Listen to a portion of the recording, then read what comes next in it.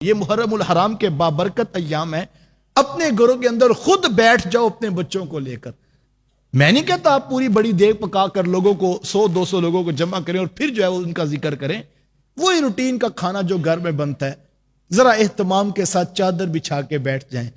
اور بچہ بیٹھ جائے، بیٹی بیٹھ جائے، بیٹا بیٹھ جائے، دادی اماں بھی کرسی قریب کر کے بیٹھ جائیں، اور ہاتھوں میں تسبیحاں پکڑ کے محمد پہ درود پڑھو، آل رسول کے تذکرے کرو، اہل بیت رسول کی محبت باتوں باتوں میں ان کو بتاؤ کہ بیٹا ہم جن کے ساتھ پیار کرتے ہیں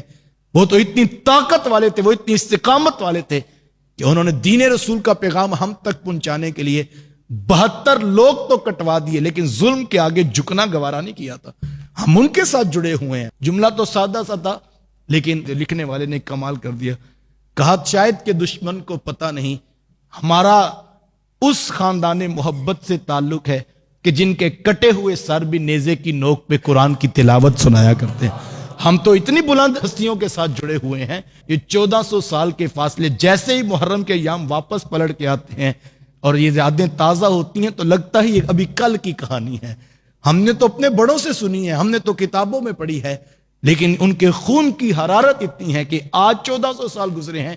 قیامت تک آنے والوں کے لیے میرے امام کا اسوہ نور جو ہے وہ مشعل راہ ہوگا۔ تو یہ میری اور آپ کی ذمہ داری ہے، سارے کاموں کو آپ نبھائیے، بہت اچھی بات ہے،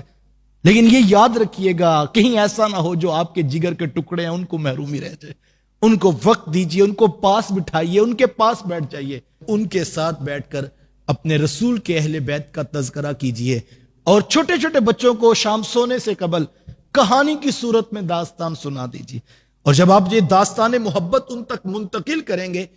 تو جو بچپنے کی عمر ہوتی ہے اس میں انسان کے ذہن کی تختی جو ہے بالکل خالی اور صاف ہوتی ہے۔ صاف تختی کے اوپر لکھنا آسان ہے، اور لکھی ہوئی تختی کو مٹا کر لکھنا بڑا مشکل کام ہے۔ ان کی دلوں کی سادہ سی صاف ستھری پاکیزہ جو تختیاں اللہ نے ان کو عطا کی ہیں، ان کے اوپر نام لکھا ہو تو اصحاب رسول کا لکھا ہو، ان کے اوپر نام لکھا ہو تو آل رسول کا لکھا ہو، ان پہ نام لکھا ہو تو اہل بیت رسول کا لکھا ہو، ان کے اوپر نام لکھا ہو تو گنبد خضرا کے مکین کا لکھا ہو۔ یہ ہم نے کام کرنا ہے، اور یہ ہماری ذمہ داری لگائی گئی تھی۔ آقا کریم علیہ السلام نے 3 کاموں کی ذمہ داری ہمارے اوپر لگائی ہے، فرمایا اپنی اولاد کو 3 چیزیں ضرور سکھانا، حب نبیکم، اپنے نبی کا پیار سکھانا۔ مجھے مخاطب کر کے، آپ کو مخاطب کر کے کہا گیا اپنی اولاد کو اپنے نبی کا پیار سکھانا۔ آپ لاکھوں کے کاروبار دیں، آپ کروڑوں کی جائیدادیں بنائیں، آپ ہر بچے کا ایک پلاٹ بنائیں، آپ ہر بیٹی کے لیے ٹرک بھر کے جہیز دیں، میں آپ سے جو ہے وہ اختلاف نہیں کرتا، حق حلال کا ہو تو یہ باعث برکت ہوگا، لیکن میں اتنا ضرور کہتا ہوں یہ سب کچھ نہیں دے سکے،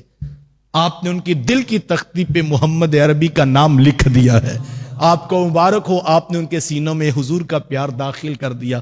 وحب اہل بیت ہی، اور میں میرے اہل بیت کا پیار سکھاؤ، اور اہل بیت کی محبت میں اصحاب رسول بھی شامل ہیں، اور اس پر مجھے اور آپ کو محنت کرنا ہو۔ تیسری بات فرمائی وتلاوت القرآن، اور قرآن مجید کا پڑھنا سکھاؤ۔ ایک طرف فرمایا اہل بیت کی محبت سکھاؤ، اور دوسری طرف فرمایا کہ قرآن کا پڑھنا سکھاؤ۔ ظاہری بات ہے جب قرآن کا پڑھنا سکھاؤ گے تو قرآن خود فرمائے گا والذین معہ اشداء علی الکفار رحماء بینہم، محبوب یہ جو تیرے ارد گرد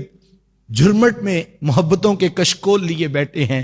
اللہ اکبر، محبوب یہ آپس میں پیار کرنے والے ہیں، یہ آپس میں محبت کرنے والے ہیں۔ تو یہ عنوان جب قرآن بچے پڑھیں گے تو ان کو خود بخود اصحاب رسول کی عظمت سمجھ آئے گی، ان کو خود بخود اہل بیت کی جو ہے وہ رفعت سمجھ آئے گی۔ آئیے اس کام میں مشغول ہو جائیے۔ علماء نے لکھا اس بات کو، کہا کہ نفل پڑھنے سے افضل ہے کہ آپ اپنی اولاد کی تربیت میں مصروف ہو جائیے۔ محرم الحرام کے یہ حریت کے ایام مجھے اور آپ کو پیغام استقامت دیتے ہیں، میدان عمل میں اتریے اور اپنے حصے کا چراغ روشن کیجیے۔